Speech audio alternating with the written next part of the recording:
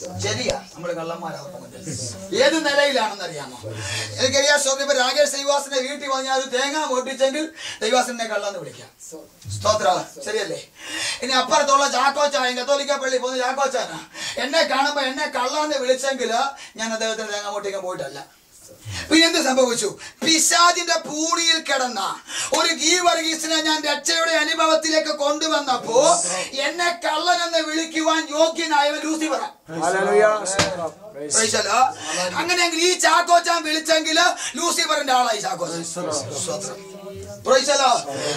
അങ്ങനെ നമ്മളെ കള്ളന്മാരെന്നല്ലേ ദൈവമക്കളെ കള്ളന്മാരെന്ന് വിശേഷിപ്പിച്ചുകൊണ്ട് ലോകം അല്ലെങ്കിൽ അങ്ങനെ പൊക്കോണ്ടിരിക്കുമ്പോൾ നമ്മുടെ പ്രാർത്ഥന കുറയത്തില്ല. കാരണം ഇതിനകത്ത് ഇന്ധനം ഉള്ളിടത്തോളം ഇത് കത്തിക്കൊണ്ടിരിക്കും.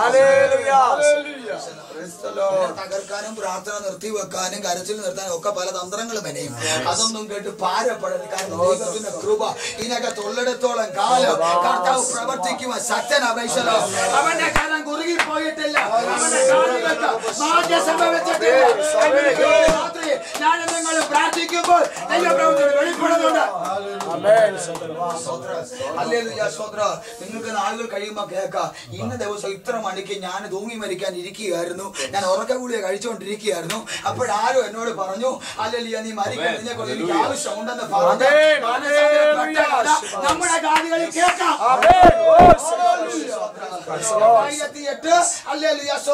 29-ാം തീയതി 12 മണിയായപ്പോൾ ഞാൻ മരണത്തിന് വിടുവിക്കപ്പെട്ടവനാണ്.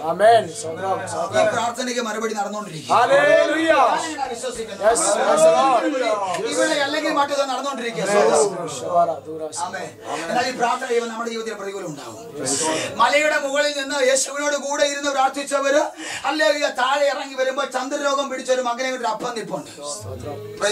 ലജ്ജിപ്പിച്ച് കാണിക്കുവാൻ, അല്ല നീ പ്രാർത്ഥിച്ചത് വെറുതെ ആയത് കാണിക്കുവാൻ, അല്ലെങ്കിൽ താഴെ ചില കൂട്ടങ്ങൾ നമ്മളിപ്പോ ഇരിക്കുന്ന മലയുടെ മുകളിലാണ്. വിശദീകരിക്കാൻ പോയി ഒത്തിരി ഉണ്ട്.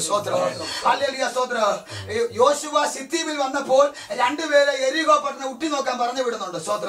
അവർ ഇക്കരെ വന്ന് രാഘാവ് എന്ന സ്ത്രീയുടെ വീട്ടിൽ വന്ന് പാർത്തിട്ട് അവർ മടങ്ങി പോകുമ്പോൾ രാഘാവ് പറയുന്നുണ്ട്, നിങ്ങൾ പോകുമ്പോൾ മലയുടെ മുകളിൽ കയറി 3 ദിവസം പാർക്കണം.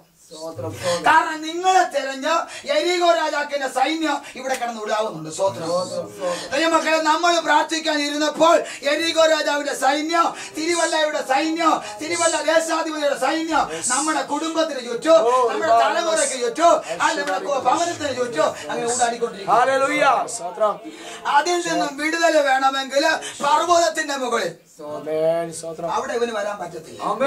കാരണം പർവ്വതത്തിന് മുകളിൽ ദൈവ സാന്നിധ്യം. ഉൽപ്പത്തി മുതൽ പഠിക്കാമെങ്കിൽ മോറിയാമലയുടെ മുകളിൽ മുതൽ ഗോൽഗോത്തയുടെ മുതൽ ദൈവ സാന്നിധ്യം വെളിപ്പെട്ടോണ്ടിരിക്കും. മലയുടെ മുകളിൽ ദൈവ സാന്നിധ്യം. അതുകൊണ്ട് നിങ്ങൾ മലയുടെ മുകളിൽ പോയി 3 ദിവസം പാർത്തിട്ടേ പോകാവൂ. ദൈവമക്കളെ, നമ്മുടെ പ്രാർത്ഥനയ്ക്ക് തടസ്സം ഇടുവാൻ നിരാശ ഇടുവാൻ തന്ത്രങ്ങളെ മെനഞ്ഞ് എരികോരുടെ സൈന്യം വരുമ്പോൾ അതുകൊണ്ട് ഭാരപ്പെടരുത്. കാരണം നമ്മള് രാജകീയ പുരോഹിത എല്ലാറ്റിന്റെയും അവസാനം സമീപിച്ചിരിക്കുന്നു. ആകയാൽ പ്രാർത്ഥനയ്ക്ക് സുബോധമുള്ളവര് നിർമ്മതരുമായി. ഇന്ന് രാത്രി പ്രിയ ദൈവജനമേ, നമ്മുടെ ഉത്തരവാദിത്വം മറന്നു പോകരുത്. ഇന്ന് ഈ ഓൺലൈൻ ഒരു പക്ഷെങ്കിൽ അല്ലെങ്കിൽ എത്ര മണി എനിക്ക് അറിയത്തില്ല, അത് നിൽക്കും. നാളെ മുതൽ വീണ്ടും ഈ വിഷയത്തെ ഓർത്ത് പ്രാർത്ഥിക്കുക. ഇന്ന് പ്രാർത്ഥിച്ച് നിർത്തിയ വിഷയം വീണ്ടും ഓർത്ത് പ്രാർത്ഥിക്കുക. ലൂക്കോസ് സുവിശേഷം വായിക്കുമ്പോൾ ഒരു സ്നേഹിതനെ വീട്ടിൽ മറ്റൊരു സ്നേഹിതൻ 3 അപ്പം വായ്പ ചോദിക്കാൻ വന്നപ്പോൾ അകത്ത് കിടക്കുന്ന സ്നേഹിതൻ പറഞ്ഞു, കഥകിന് കുറ്റിയിട്ടിരിക്കുക. വീണ്ടും മുട്ടി വീണ്ടും പറഞ്ഞു, കുഞ്ഞുങ്ങൾ എന്റെ കൂടെ കിടക്കുക. വെളിയിൽ നിന്നവൻ മടുത്തില്ല, അവൻ വീണ്ടും മുട്ടാൻ തുടങ്ങി. വീണ്ടും മുട്ട തുടങ്ങിയപ്പോൾ വെളിയിൽ നിന്ന് ഒരു കാര്യം മനസ്സിലായി, പ്രാർത്ഥിക്കുന്ന നമുക്കൊരു കാര്യം മനസ്സിലായി. അകത്ത് കിടക്കുന്ന ഇതുവരെ അപ്പമില്ലെന്ന് പറഞ്ഞിട്ടില്ല. നമ്മുടെ വിഷയം അപ്പമാ. നമ്മുടെ വിഷയം ഇന്ത്യയുടെ വിടുതലാ, നമ്മുടെ വിഷയം തിരുവല്ലയുടെ വിടുതലാ. ഇതുവരെ അതിന് വിടുതല തരത്തില്ലെന്ന് അകത്ത് കിടന്നവൻ പറഞ്ഞിട്ടില്ല.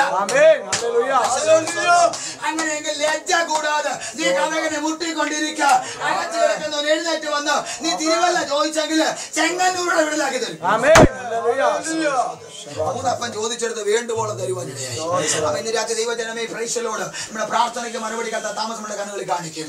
അതിനായി ദൈവസഭയിൽ പ്രാർത്ഥനയ്ക്ക് സുബോധമുള്ളവരും നിർമ്മതരുമായി എല്ലാത്തിന്റെ അവസാനം സമീപിച്ചിരിക്കുന്ന ബോധ്യത്തോടെ കൂടെ ദൈവത്തിന്റെ പാതയുടെ ഏത് സമയത്ത് 2009 കത്ത് അനുവദിച്ചാൽ അല്ലെങ്കിൽ ഉടനെ പറക്കും. പ്രൈസലോ ഈ വർഷം കഴിഞ്ഞ വർഷം ചെയ്തതിൽ അപൂർവമായിട്ട് കഴിഞ്ഞ വർഷം എനിക്ക് 10 പേരോട് പറയാൻ പറ്റുള്ളൂ. ഈ വർഷം ഞാൻ 20 പേരോട് പറയും. തീരുമാനത്തോടെ 2009 കാലെടുത്ത് വെക്കട്ടെ. ആ ദൈവം മാനിക്കുക ശക്തനാ, ആ ദൈവം അനുഗ്രഹിക്കുക ശക്തനാ. പ്രാർത്ഥനയ്ക്ക് സുബോധമുള്ളവരും നിർമ്മതരുമായിരിക്കും. ഈ വചനങ്ങളാൽ ദൈവം നമ്മെ എല്ലാവരെയും അനുഗ്രഹിക്കുമാറാകട്ടെ.